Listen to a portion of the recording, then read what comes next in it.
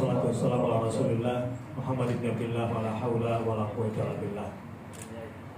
Lama saya juga tidak muncul di press conference seperti ini barangkali setelah sekian tahun baru kali ini lagi ya, muncul dalam bentuk press conference. Ini juga karena desakan dan permintaan dari para tokoh dan teman-teman semuanya, khususnya para pegiat-pegiat seputar Palestina. Dan alhamdulillah hari ini saya ditemani oleh Ustadz Fahmi Salim, sama-sama kita ketahui. Dan Ustadz Fazlan juga sudah dikenal saya kira. Baik. Dan nanti akan hadir juga bersama kita beberapa tokoh via Zoom karena memang tidak bisa kita undang semua di sini supaya bisa terjaga. Bismillahirrahmanirrahim. Alhamdulillahilladzi asra bi 'abdihi lailan minal masjidil haram ilal masjidil aqsa alladzi barakna hawlahu linuriyahu min ayatina innahu huwas samiul basir. Allahumma shalli ala Muhammad wa ala ali sayyidina Muhammad. Subhanaka la ilma lana illa ma 'allamtana innaka antal alimul hakim. Teman-teman media yang dirahmati Allah Subhanahu wa taala, terima kasih atas kehadirannya pada undangan press conference dari Koalisi Indonesia Bebaskan Baitul Maqdis. Pada hari ini kita akan siaran pers terkait agenda besar kita. Pada tanggal 30 Mei hari Ahad kita akan adakan istilah kita munasarah, pembelaan dan merawat semangat kemenangan yang diperoleh oleh bangsa Palestina khususnya terakhir ini dan khususnya juga tanah suci kita Al-Quds. Acaranya kita namakan Indonesia Bela Al-Quds. Tema kegiatannya Indonesia Bela Al-Quds. Tempatnya akan diselenggarakan mudah-mudahan di ribuan masjid. Sekarang baru yang terdaftar sekitar 500-an masjid yang listnya masuk. Yang lain masih menyusul. Pertanyaannya kenapa Indonesia Bela Al-Quds dulu? Kenapa harus ada Indonesia Bela Al-Quds? Yang pertama sama-sama kita ketahui bahwa Sunan Kudus yang namanya Syekh Ja'far Shadiq yang kita sama-sama ketahui ada kota Kudus, bahkan ada Masjid Al-Aqsa di situ. Seakan sudah mengikat hubungan atau mungkin sister city kalau istilah sekarang ya. Sister city antara Indonesia dengan Palestina, antara Al-Quds yang di sana dengan Kudus yang di sini. Begitu juga kenapa bela Indonesia bela Al-Quds? Karena Indonesia juga berhutang kepada tokoh Palestina yang sebelum Indonesia merdeka adalah Syekh Hamid Husseini yang menggagas sehingga kemudian Liga Arab dan diwakili oleh Mesir sebagai sebuah negara mengakui kemerdekaan Indonesia. Dan pendiri-pendiri bangsa ini juga sepakat bahwa hidup terjajah itu gak enak, maka diperkuat dalam konferensi Asia Afrika. Selain juga ada di Undang-Undang Dasar bahwa penjajahan harus dihapuskan di muka bumi. Kemudian lebih penting lagi barangkali karena banyak yang belakangan mengatakan ini bukan masalah agama kan gitu ya. Nanti biar Ustaz Fahmi menjelaskan. Ya, ini agama banget sebetulnya, akidah banget, itu Islam banget. Gitu. Jadi kalau ada yang mengatakan Indonesia nggak punya hubungan, ini salah secara sejarah. Atau itu bukan urusan Indonesia juga keliru. Ya. Kemudian ini bukan urusan agama, wah juga ini mungkin perlu penjelasan nanti. Apalagi kalau tentang semangatnya nanti saya minta Ustaz Fazlan yang berbicara. Nah, saya berbicara dari sisi acara.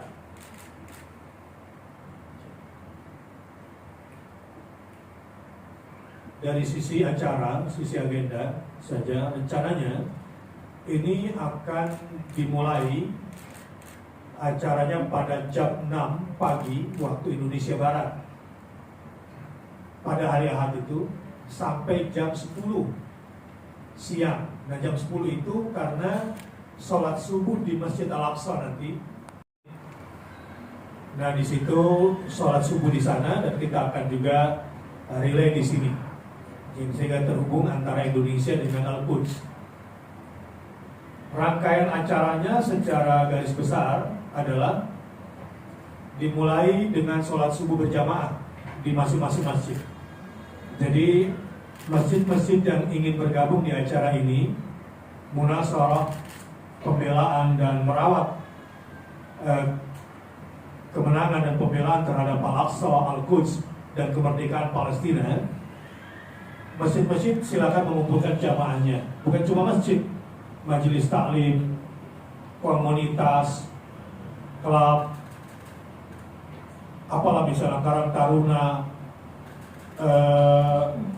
ya organisasi-organisasi dan lembaga-lembaga, sampai perusahaan yang mau ikut juga boleh. Nah, berkumpulnya silakan cari tempat di rumah kan, dengan standar protokol kesehatan, dan syukur-syukur kalau agak besar berkoordinasi dengan aparat setempat. Namun kita menyebutnya dari masjid ke masjid, dari Masjid Indonesia untuk Al-Aqsa, itu tema sentralnya sebetulnya. Dari masjid ke masjid artinya dari Masjid Indonesia ke Masjid Al-Aqsa yang ada di Al-Quds. Tata caranya, dari sekarang setiap masjid, majelis taklim, kantor, komunitas, klub, lembaga-lembaga, perusahaan-perusahaan yang ingin bergabung, nanti pada hari H kegiatannya kumpul, laksanakan sholat subuh berjamaah. Kalau memang mau dari qiyamul lail itu juga boleh.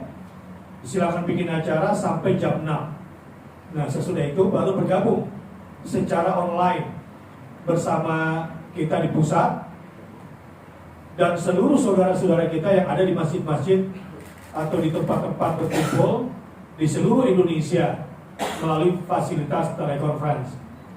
Baik orang Indonesia yang ada di Indonesia maupun orang Indonesia yang ada di mancanegara.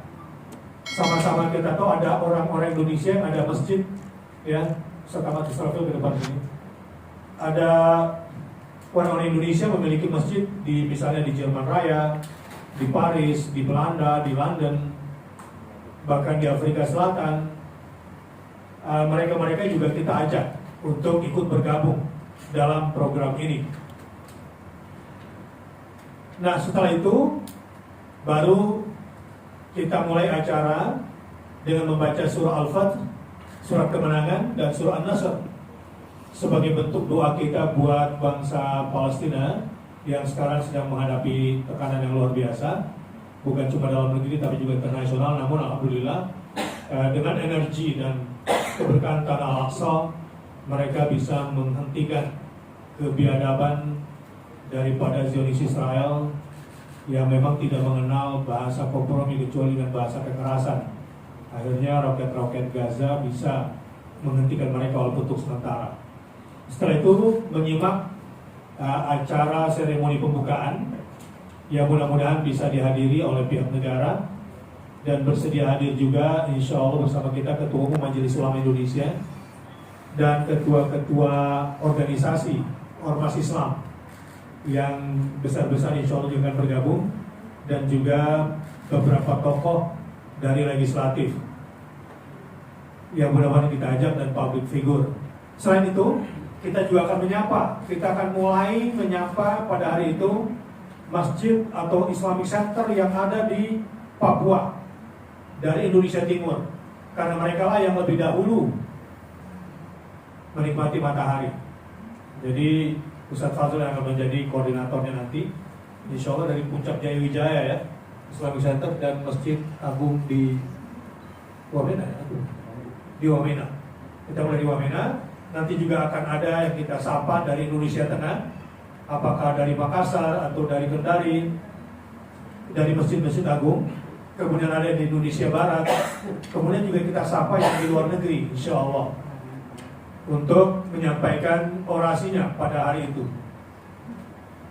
Dan insya Allah juga kita akan undang Imam Masjid Al-Aqsa dan tokoh sentral politik terutama yang ada di Palestina. Mudah-mudahan baik dari Fatah atau Hamas atau Jihad Islami atau faksi-faksi yang lain, karena memang kita tidak berafiliasi kepada satu faksi. Dukungan kita tentu adalah bersifat umum untuk semuanya. Nah, kemudian di ujung acara kami KIBBM tidak mengumpulkan dana, tetapi jika masyarakat ingin mengumpulkan dana infaknya, maka kami siapkan ada lembaga-lembaga kemanusiaan yang nomor rekeningnya nanti kita akan bagikan. Di situ ada Lasnasnya Muhammadiyah, Lasnasnya Persis, Lasnasnya NU, dan nanti ketua poros, jadi Persatuan Organisasi Filantropi Islam yang diketuai oleh Lasnas NU yang akan bergabung bersama kita dan nanti juga akan berbicara bersama kita. Agenda secara detail pada hari itu saya kira nanti akan dibagikan di press conference ini. Namun sedikit saja menjelaskan lebih detail lagi bahwa acara akan dimulai, detailnya maaf saya bacakan dari sekarang karena ini paling signifikan. Pengen tahu bagaimana caranya kalau mau ikut gitu ya, kalau mau ikut acara ini gimana caranya Ustadz gitu. Daftarkan masjid, majelis taklim, komunitas, klub, perusahaan, bahkan keluarga, ke nanti dibagikan di medsosnya, medsos Indonesia Bela Al-Quds, itu udah ada semuanya, Instagramnya, Twitternya, Facebooknya, YouTube-nya. Tapi kalau mau daftar ketik s.id _Bela Al-Quds. Kemudian mengumpulkan jamaahnya sesuai kapasitas standar prokes untuk berkumpul di masjid. Masing-masing memakai slayer dan syal Palestina atas nama lembaga masing-masing. Jika tidak memungkinkan di masjid, boleh mengimbau jamaahnya melaksanakan di majelisnya masing-masing atau di lembaga masing-masing yang punya ruangan masing-masing. Kemudian tetap menjaga dan mengikuti standar protokol kesehatan dalam menjalankan acara. Lalu melakukan koordinasi jika itu agak besar dengan aparat setempat. Kemudian mengirimkan dokumentasinya ke nomor 0812 95 90 7373 dengan format foto dan nama masjid. Peralatan dan perlengkapan yang harus disiapkan di masjid ketika acara berlangsung ada screen dan proyektor atau TV LED atau plasma. Kemudian siapkan sound system yang sesuai dengan kebutuhan untuk bisa didengarkan oleh semua yang hadir. Pastinya harus menyiapkan jaringan internet dan menyiapkan webcam atau kamera video, laptop atau komputernya. Sebab kalau pakai HP terlalu terbatas gambarnya. Nah, itu bagi yang ingin ikut bergabung, begitu caranya. Rundown acaranya 4.30 sholat subuh berjamaah, pukul 5 sampai pukul 6 persiapan ke link Zoom webinar. Jadi kita konsepnya dengan konsep webinar supaya bisa dinikmati seluas-luasnya. Kemudian acara jam 6 sampai 6.40 dibimbing oleh Qori, ada pembacaan surah Al-Fatih dan surah An-Nasr. Nah, di masing-masing masjid silakan dilakukan dan kita akan siapkan Qorinya. Setelah itu dari pukul 6.40 sampai pukul 9 akan ada orasi dan sambutan baik dari pihak negara, pihak Majelis Ulama Indonesia, mudah-mudahan juga bisa hadir bersama kita, dan pihak Kedubes Palestina, Ketua Umum Majelis Ulama Indonesia, dan sambutan juga dari Imam Masjid Al-Aqsa, dan orasi dari tokoh dan ulama baik dalam maupun luar negeri. Seperti yang saya sampaikan di awal, pukul 9.50 sampai pukul 10 ada live report sholat subuh di Masjid Al-Aqsa. Ini gambaran secara keseluruhan. Saya kira ini penyampaian saya, dan sedikit silakan Ustaz Fahmi. Ini urusan agama atau bukan?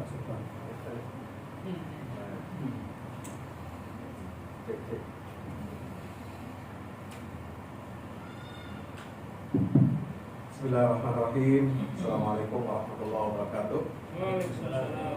Teman-teman media, wartawan, cetak maupun elektronik yang saya cintai, saya hormati, Ustaz Bakhtiar Nasir selaku inisiator dan Ketua Koalisi Indonesia Bela Penggul Maktis, Ustaz Fadlan Galamatan, Presiden AFKN, Ustaz Ahmad Israfil Margotillah. Teman-teman, hari ini tadi sebagaimana sudah disampaikan oleh Ustaz Bakhtiar Nasir ya, tentang prosedur kemudian rundown acara kita pada hari Ahad besok tanggal 30 Mei 2021, yaitu adalah sebenarnya ini adalah saya tidak ingin mengklaim atau kami tidak ingin mengklaim bahwa ini adalah pungkas atau pamungkas dari semua aksi-aksi yang sudah dijalankan oleh teman-teman elemen umat Islam, elemen bangsa di banyak kota di tanah air kita. Ya, ini hanyalah sebagai wujud untuk mengembalikan visi pembebasan Baitul Maqdis, karena tanpa mengurangi nilai aksi-aksi ataupun kemudian penggalangan donasi infak kemanusiaan yang sudah luar biasa ditunjukkan oleh masyarakat Indonesia yang kurang lebih sudah terkumpul ya hampir 100 miliar, dan itu kecil sebenarnya, tapi seolah-olah dibesar-besarkan gitu ya, dan kadang-kadang tidak sedikit juga ada fitnah soal infak atau donasi ini, sampai ada beberapa pihak atau segelintir pihak yang mengatakan ya sudah, Gaza itu dijadikan provinsi ke-35 saja di Indonesia. Insya Allah Israel akan aman katanya. Ya, ini kan sebenarnya sebagai bentuk sindiran dan sekaligus penghinaan terhadap bangsa Indonesia, sekaligus penghinaan atau penistaan terhadap bangsa Palestina. Ya. Katanya Gaza biar dikembalikan ke Mesir. Nauzubillah min dzalik. Ya, ini orang nggak ngerti sejarah. Orang nggak ngerti perjalanan bangsa Palestina dan umat Islam, apa itu Masjidil Aqsa, apa itu Al-Quds, Asy-Syarif, ya, apa yang diperjuangkan oleh saudara kita bangsa Palestina di Gaza tepi barat ini bukan persoalan Gaza saja, ya, ini gejolak terjadi di seluruh wilayah occupied territory, wilayah yang diduduki oleh Israel tahun 1948. Ya, itu yang kejadian di Sheikh Jarrah, kemudian juga menjalar di beberapa tempat, itu bukti nyata bahwa Israel selama puluhan tahun ini itu melakukan pengusiran paksa, pengambil alihan paksa rumah, properti, tanah, ya, bangsa Palestina yang memang sudah asalnya memang tinggal di sana. Dan 1948 itu adalah peristiwa kelam yang menyingkirkan bangsa Palestina dari tanah kelahirannya. Nah, kalau dikatakan ini adalah persoalan Gaza dengan Israel, sementara daerah lain tidak mendukung perlawanan, itu salah total. Berarti dia nggak baca lapangan, tidak pernah tahu informasi dan tidak mau tahu. Ya, kenapa bangsa Indonesia ini begitu peduli terhadap perlawanan bangsa Palestina terhadap penjajahan dan pendudukan Israel? Karena hemat saya dan kita semua meyakini di sini bahwa bangsa Indonesia ini telah mengalami kegetiran dan pahitnya penjajahan. Ya, Belanda ini ya sampai tahun 49 tidak mengakui proklamasi 17 Agustus 45, dan kita masih terseok-seok, kita masih berjuang untuk pertahankan teritori. Dan apa yang dilakukan oleh bangsa Indonesia melalui Jenderal Sudirman adalah perlawanan untuk mengusir penjajah yang mau kembali untuk menguasai republik ini. Jadi sebenarnya bangsa Palestina, terutama yang ada di Gaza, itu meniru pengalaman sejarah yang dilakukan oleh saudaranya, yaitu bangsa Indonesia. Jadi, persoalan Palestina dan Israel itu bukan persoalan yang complicated, tidak, dia sangat simpel sekali, yaitu adanya penjajahan, pendudukan, penguasaan, pengusiran paksa, dan kekejaman-kekejaman lainnya. Itu yang pertama yang ingin saya sampaikan. Yang kedua, dari aksi ini ingin menyampaikan pesan. Kenapa dari Masjid Indonesia ke Masjidil Aqsa atau untuk Masjid Al-Aqsa dan Palestina Merdeka? Karena itulah pesan yang secara eksplisit dituangkan dalam firman Allah surat Al-Isra ayat 1, yang sangat dikenal oleh umat Islam dimanapun berada, yaitu ayat tentang Isra dan Mi'raj Rasulullah SAW. Subhanalladzi asra bi 'abdihi lailan minal masjidil haram ilal masjidil aqsa. Jadi dari masjid untuk masjid. Dari masjid kita bangkit melakukan perlawanan terhadap kekejaman, kekejian dan kezaliman, ya, penjajahan siapapun dia, entitas apapun dia. Terutama sekarang kita bicara adalah Israel. Ya. Kalau ada penjajahan lain, ya kita akan tentang juga. Tapi sekarang ini, ya, setelah rezim apartheid Afrika Selatan itu bisa dihilangkan, dan kemudian bangsa Afrika Selatan itu bisa warga kulit hitam itu bisa sejajar dengan warga kulit putih di Afrika Selatan, itu berarti sudah tidak ada lagi penjajahan kita. Kedaulatan itu kembali kepada pemilik haknya yang sah. Bukan lagi pemaksaan, bukan lagi penindasan dan sebagainya. Nah, sekarang satu-satunya bangsa yang tidak memiliki negara, ya, apalagi diakui oleh PBB, itu hanya bangsa Palestina. Dan ini adalah aib cacat sejarah yang terbesar yang dimiliki oleh bangsa-bangsa di dunia ini dan negara-negara anggota PBB. Jadi saya kira pesan ini yang ingin disampaikan dari masjid, ya, bangsa Indonesia, kaum muslimin harus bangkit untuk melawan penjajahan dan melakukan perlawanan terhadap segala macam bentuk diskriminasi, pelanggaran-pelanggaran hak asasi manusia. Dan yang ketiga, mohon maaf, kami di sini setelah melakukan banyak sekali pertemuan maraton 8 kali, ya, untuk menuju acara ini yang ke-9 di press conference. Ya, setelah semalam juga kita sudah melakukan pemanasan atau persiapan acara. Kita sampai pada kesimpulan bahwa persoalan Palestina ini bukan hanya soal menggalang donasi, bukan soal semata-mata kemanusiaan.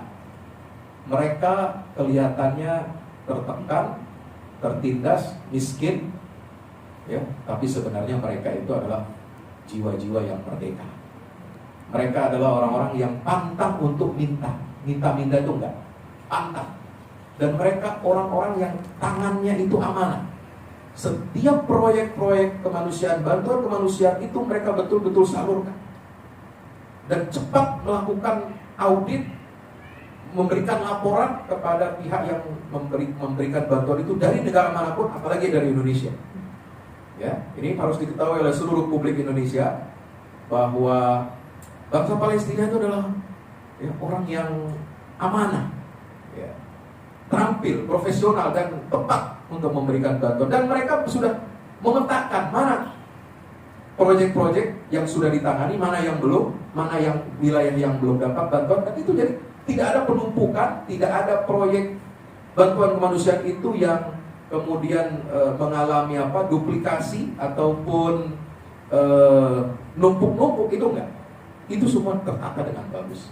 Sampai kita semalam mendapatkan informasi langsung dari jalur Gaza, karena rencananya kita akan juga merehabilitasi dan merekonstruksi masjid-masjid yang rusak ataupun hancur, ya. Itu sudah ditentukan oleh cepat sekali mereka berikan informasi ini ada sekian masjid dengan dana estimasi sekian, kurang lebih 230.000 US dollar. Itu sudah terpetakan dengan baik. Jadi insya Allah rakyat Indonesia, umat Islam Indonesia jangan takut, jangan khawatir, ya. Saluran bantuan kemanusiaan ini betul-betul tepat sasaran, dan kita tidak memihak, kita tidak bicara ini kelompok apa, tapi yang kita bicara, kita bantu adalah manusia. Dia adalah umat Islam, dia adalah umat Rasulullah SAW yang berhak menerima bantuan. Yang keempat, terakhir, kita berkomitmen setelah ini bukan hanya berbicara tentang ad hoc atau sekedar donasi, tapi juga berbicara tentang bagaimana umat Islam ini harus memiliki nafas panjang, ya, memiliki pengetahuan yang utuh tentang qadhiyah atau agenda Palestina ini. Kita akan membuat gugus tugas yang akan menekuni, menseriusi masalah kurikulum pendidikan kita, kurikulum pendidikan Islam untuk pesantren, untuk perguruan tinggi, untuk sekolah-sekolah, mengenalkan qadhiyah Palestina ini, ya, mengenalkan Masjidil Aqsa, karena banyak sekali bias-bias yang dilakukan oleh oknum-oknum, ya, mereka yang menjadi agen pro Zionisme Yahudi ini untuk mengaburkan sejarah Palestina dan mengaburkan kesucian Masjidil Aqsa. Dan ini kerja panjang kita sampai insya Allah Palestina merdeka. Demikian, wassalamualaikum warahmatullahi wabarakatuh. Waalaikumsalam warahmatullahi wabarakatuh. Selanjutnya, sebelum ke Ustadz Fazlan yang akan menggentarkan kita semua, saya ingin sapa dulu, ada Ustadz Zaitun yang akan berikan informasi. Kira-kira lembaga mana saja yang sudah fix akan bergabung bersama kita. Ustadz Zaitun, tafadhol. Yang bergabung bersama kita ini banyak sebetulnya di press conference, tapi yang ada cukup 4 ini aja karena kursinya nggak cukup. Baik, silakan Ustadz Zaitun. Tim tolong dibantu kalau sinyalnya kurang bagus, dibeliin 2 lagi.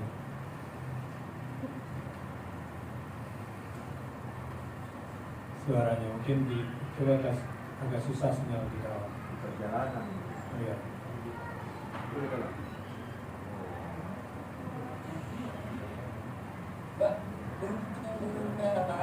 Suara saya. Ya. Baik, menunggu Ustadz Zaitun jelas ya. Menunggu Ustadz. Gimana Ustadz Zaitun? Silakan.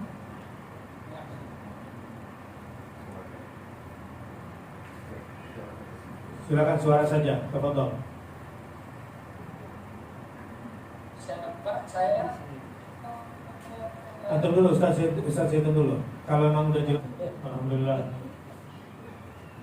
Ini ada perkembangan penting, makanya untuk harus nggak bisa enggak nih, harus menyampaikan, tafadhol.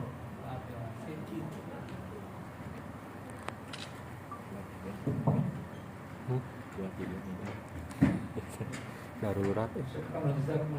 Darurat.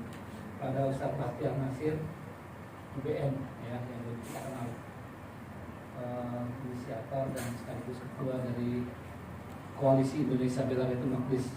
Ahlan wa sahlan Pak Sekretaris Jenderal Majelis Ulama Indonesia, Buya Amir Syah Tambunan. Sebelum saya memberi informasi juga, mungkin kita ingin tanya, apakah Buya Amir Syah bisa beberapa menit bersama, karena kita ingin ada pengambilan gambar gitu, Iya. konferensi pers ini. Iya. Ya, bisa Ditampilkan wajahnya. ya, kalau bisa spotlight ya oleh host, kita di spotlight dengan semua tokoh-tokoh yang hadir. Ada Wakil Ketua MPR. Kalau bisa Buya Amir Syah bisa kita ini ambil gambar. Ada Ustadz dari Persis juga, Ustadz Muhammad Faisal, ada Oke Setiadi, Ustadz Oke Setiadi dari Natal Anwar, ada Buya Gus Rizal dari tokoh Sumatera Barat sekaligus Ketua MUI Provinsi Sumatera Barat. Dari Makassar ada Ustadz Muhammad Ikhwan Abdul Jalil, ini pengurus Wahda dan MUI Sulawesi Selatan. Ya. Ada Kenolog juga ya. Alhamdulillah. Kalau bisa ini di spotlight oleh host untuk konferensi pers kita ini. Ya. Ya, syukran. Alhamdulillah, apa yang telah direncanakan dan dibahas berkali-kali dalam berbagai pertemuan yang dihadiri oleh banyak pimpinan ormas dan filantropis untuk acara bela Palestina, bela Al-Quds, bela Baitul Maqdis, dan tentu bela Al-Masjid Aqsa ini alhamdulillah sudah semakin matang persiapannya menuju ke tanggal 30 Mei 2021 dimulai jam 6 pagi seperti yang disampaikan tadi. Alhamdulillah ini mendapat sambutan dari banyak pihak termasuk tadi dari Poros ya. Ini suatu aliansi organisasi filantropis Islam. Di situ ada ormas ada Laziz Nahdlatul Ulama, Lazizmu, Laziz Muhammadiyah, ada Dewan Dakwah, Hidayatullah, Persis, Al-Irsyad, dan juga ada Wahdah Islamiyah. Ada beberapa ormas akan bersama-sama dan mereka siap untuk kita menguatkan langkah dan persatuan untuk membela bangsa Palestina, membela mereka dengan memberi bantuan kemanusiaan dan membela mereka dengan memberi dukungan bagi perjuangan mencapai kemerdekaannya.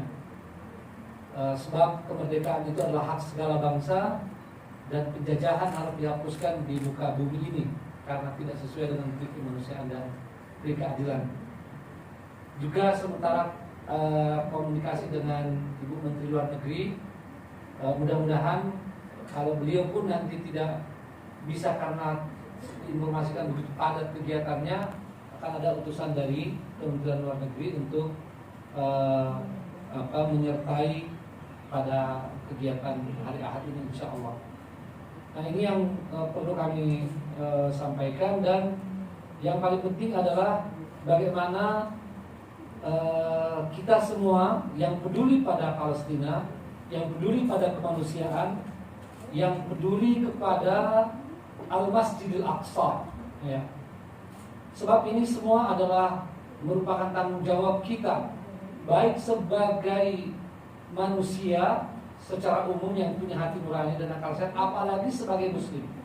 Jadi ini berpadu antara masalah-masalah kemanusiaan dan juga tentu ada masalah keagamaan.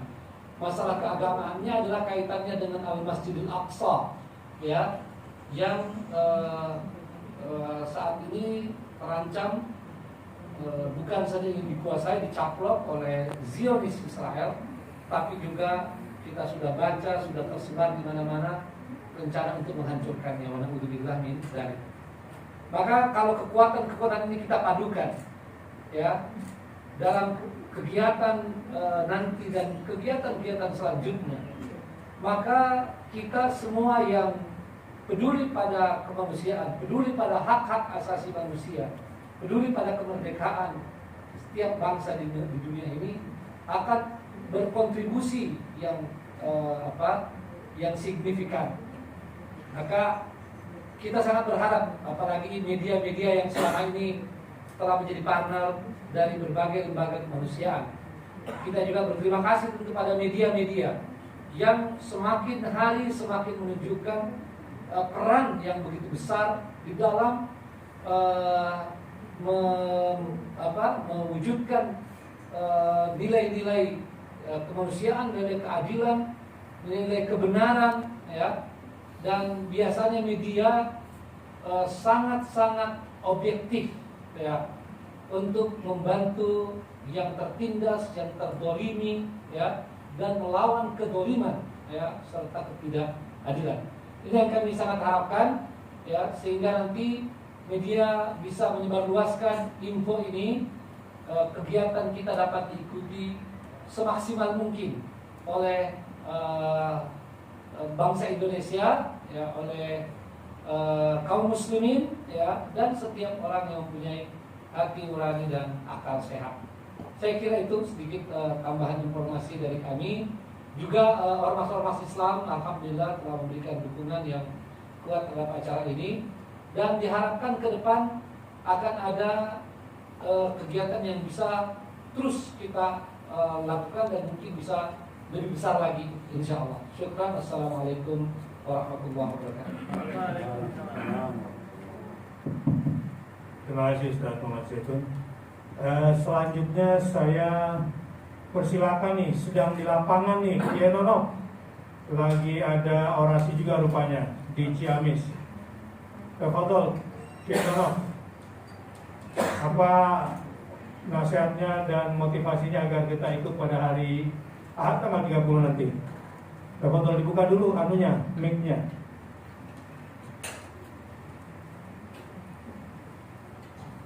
Silakan. Warahmatullahi wabarakatuh. Waalaikumsalam warahmatullahi wabarakatuh.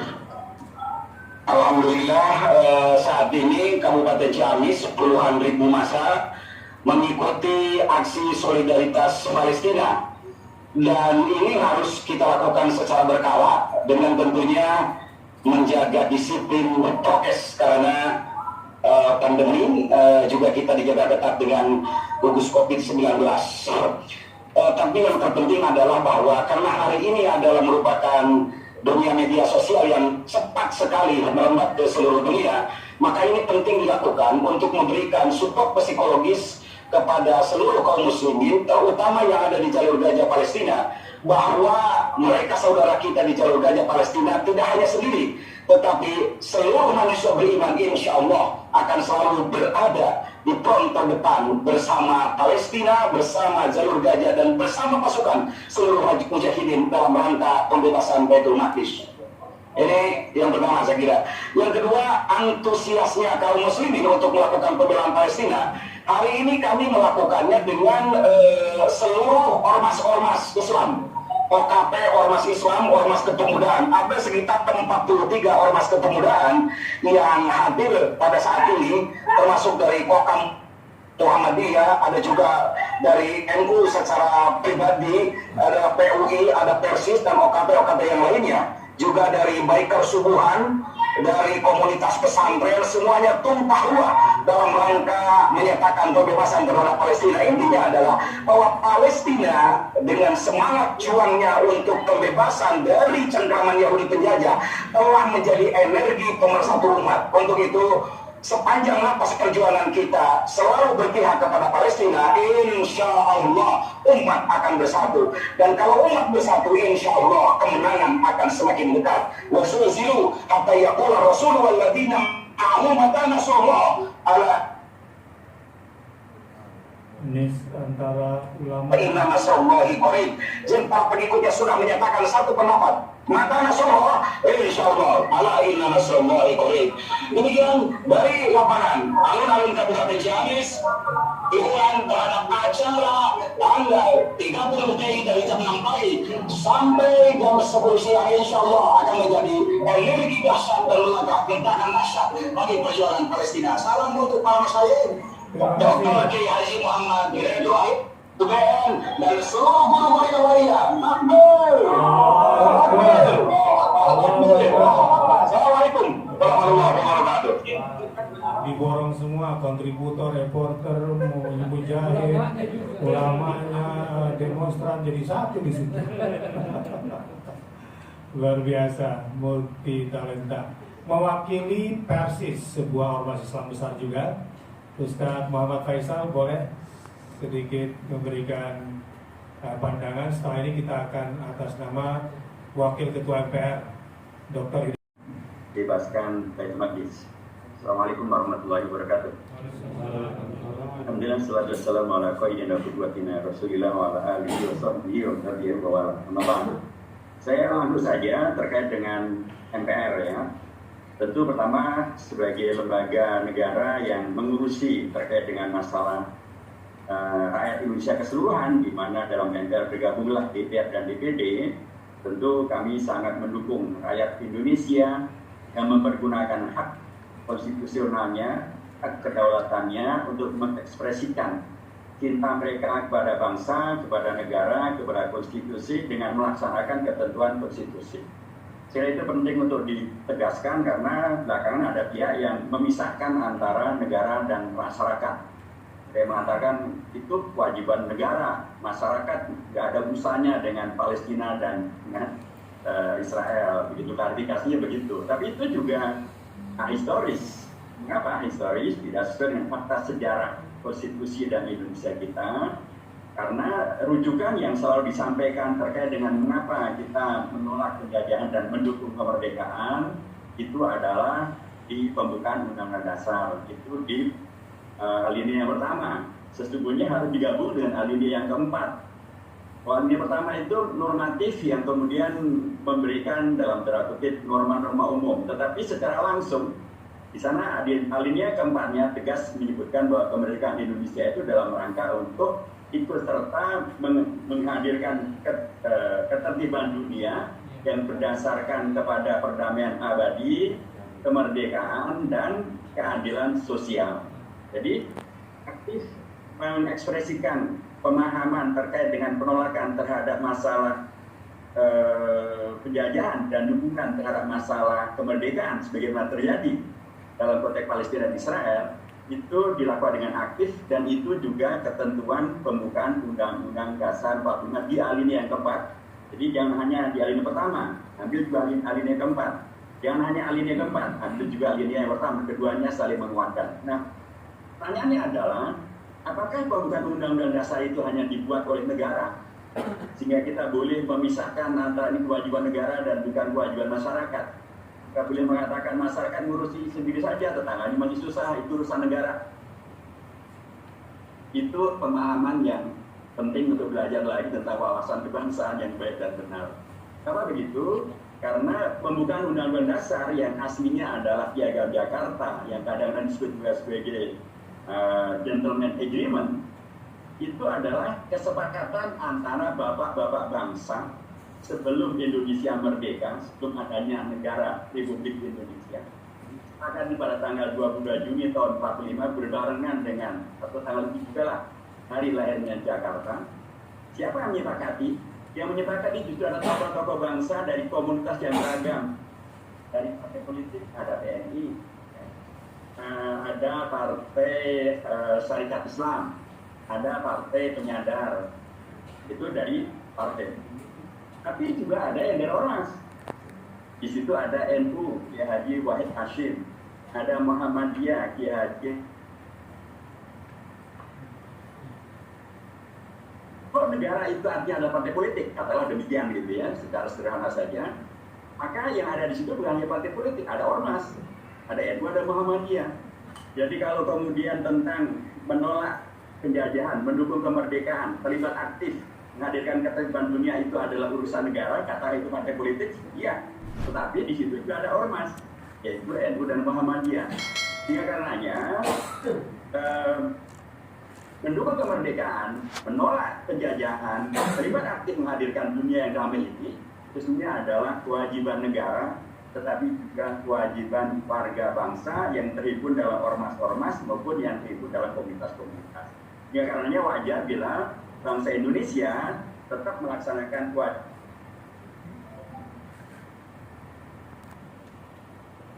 Apakah itu namanya presiden dari dulu sampai sekarang, Menteri Luar Negeri dari dulu sampai sekarang, perwakilan Indonesia di PBB dari dulu sampai sekarang, semuanya satu garis, yaitu melaksanakan ketentuan alinea pertama, alinea keempat dari pembukaan Undang-Undang Dasar, mendukung kemerdekaan Palestina, menolak penjajahan Israel. Dipakai oleh Parlemen Indonesia dari dulu dalam nafas yang sama. Mari kita lihat pembukaan Undang-Undang Dasar ini, kan ini Undang-Undang Dasar 45 ya, kelas bikin kayak sosialisasi 45. Itu berubah dengan adanya Undang-Undang Dasar DIS, kemudian berubah lagi Undang-Undang Dasar 50. Tetapi kemudian Bung Karno memperlakukan kembali UUD 45 dengan dekretnya pada tanggal 5 Juli 1959. Yang penting dari dekret adalah justru menjadikan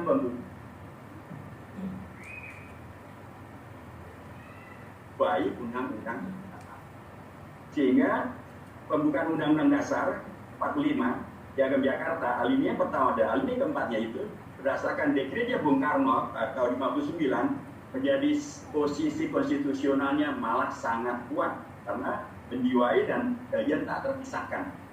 Sehingga karenanya tidak boleh dipisah-pisahkan hak warga bangsa, hak negara, kewajiban negara, kewajiban warga bangsa untuk melaksanakan ketentuan di alinea pertama dan alinea keempat tadi. Nah, pada masa era reformasi dikuatkan lagi. Pada era reformasi ini kemarin ada amandemen terhadap Undang-Undang Dasar.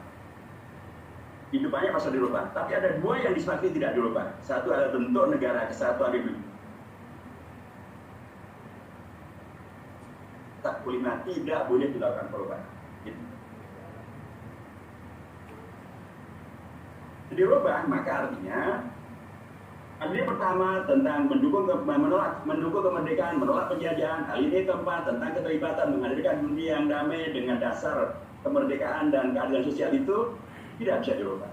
Dengan demikian yang wawasan kebangsaannya baik dan benar tidak akan memisah-misahkan dengan mengatakan bahwa itu Palestina dan Israel adalah urusan negara, bukan urusan warga masyarakat. Itu tidak boleh begitu karena memang Undang-Undang Dasar menegaskan sejak baik dalam perspektif eksekutif, legislatif, mensejarah dari dulu sampai era reformasi semuanya sama. Karena demikian maka saya berharap besok acara ini bisa terselenggara dengan aman, tertib dan damai karena asas konstitusionalnya sangat kokoh dan kuat. Dan jangan ada yang memprovokasi atau mau diprovokasi. Semuanya penting untuk saling menjaga karena kita sedang membuktikan kembali bahwa Israel sudah membuktikan dirinya bahwa dia bukanlah negara demokrasi. Banyak orang mengatakan bahwa Israel satu-satunya negara demokratis di Timur Tengah. Kemarin tanggal 10 Mei dan selanjutnya membuktikan bahwa dialah betul-betul negara yang anti demokrasi, adalah negara yang sangat demokrasi, negara yang apartheid, negara yang melakukan tindakan-tindakan pelanggaran hak asasi manusia dan bahkan kejahatan perang pun dilakukan. Itu semuanya adalah ciri-ciri tidak demokratis. Dan karenanya kita penting untuk menjaga agar kegiatan kita tetap demokratis, ada etika yang tetap kita jaga bersama, termasuk untuk kemudian menjaga kesehatan di antara kita semuanya. Penting memang agar jangan sampai kemudian ini menjadi fitnah baru terkait dengan penyebaran COVID-19. Apapun penting untuk dilakukan penjagaan, karena kalau terjadi COVID-19 memang bukan hanya adanya fitnah, tapi juga kalau kita semuanya sakit ya nggak bisa bilang Masjidil Aqsa juga kan. Jadi kita memang penting untuk membela Masjidil Aqsa, menjaga kesehatan antara kita semuanya, membela bangsa dan negara kita juga. Tetapi bahwa membela Masjidil Aqsa adalah bagian dari hak konstitusional rakyat ataupun warga masyarakat dan juga adalah negara. Mudah-mudahan dengan solidnya umat Islam, warga bangsa Indonesia, masyarakat Indonesia mendukung Masjidil Aqsa, mendukung kemerdekaan Palestina dalam koridor Undang-Undang Dasar itu, juga menyemangati pemerintah Indonesia untuk melaksanakan kewajibannya secara lebih berani lagi. Karena belakangan Komisioner Tinggi PBB, Komisioner Tinggi HAM PBB sudah membuat pernyataan bahwa ada indikasi terjadinya kejahatan perang. Kita dukung agar pemerintah Indonesia sebagai anggota Dewan HAM PBB untuk membantu agar membuktikan, karena memang terlalu banyak bukti-bukti bahwa Israel melakukan kejahatan perang. Nah, mudah-mudahan dengan doa kita semuanya nanti dari masjid ke masjid, dengan solidnya kita semuanya dari masjid ke masjid, menghadirkan peradaban masjid, membela Masjidil Aqsa, pemerintah kita pun juga akan semakin bersemangat dan akan semakin konsisten istiqomah membela kemerdekaan bangsa Palestina dan menyelamatkan Masjidil Aqsa. Wallahul muwaffiq ila aqwamit thoriq wa nasrun min Allah wa bittariq wa mu'minin. Assalamualaikum warahmatullahi wabarakatuh. Waalaikumsalam. Allahu Akbar. Allahu Akbar. Saudara-saudara sebangsa dan setanah air, 70 tahun saudara-saudara kita di Palestina dijajah oleh Zionis Yahudi. Kita sudah lihat darah berhamburan di mana-mana, daging-daging syuhada tercecer di mana-mana. Senjata mereka tidak punya, kerikil, batu, pisau, keberanian yang ada di hati mereka selama 70 tahun. Maka pada kesempatan hari ini saya ingin mengajak seluruh anak bangsa Indonesia, kemana kedudukan kita sebagai anak bangsa yang bersaudara dengan Palestina. Di mana mata kita, di mana pendengaran kita, di mana mata hati kita tentang saudara kita di Palestina. Maka tidak ada lain, tidak ada bukan. Semangatkan semangat juang kita bahwa dari tanah air Indonesia, dari negeri yang berkedaulatan, yang pernah dibantu, pernah ditolong, pernah dikampanyekan kepada masyarakat dunia tentang kedaulatan bangsa Indonesia, Palestina lah orang pertama untuk republik ini. Maka pada tanggal 30 Mei 2021 pagi, dari seluruh masjid-masjid dari Sabang sampai ke Merauke, dari Merauke ke Sabang, ayo kita ambil bagian kita untuk menghapus darah yang mengalir selama 70 tahun.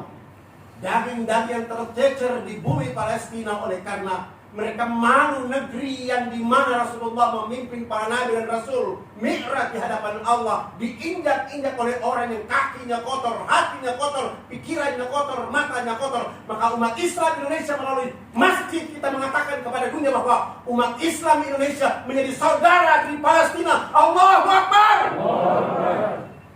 Olehnya itu, tidak saja pikiran kita, tidak saja gerakan kita, tapi ketulan-ketulan emas yang tersimpan, baik itu anting, gelang, cincin, uang yang kita miliki, kesempatan mulia Allah tawarkan kita bisnis bersama Allah untuk saudara kita di Palestina. Demikian saya sampaikan. Assalamualaikum warahmatullahi wabarakatuh.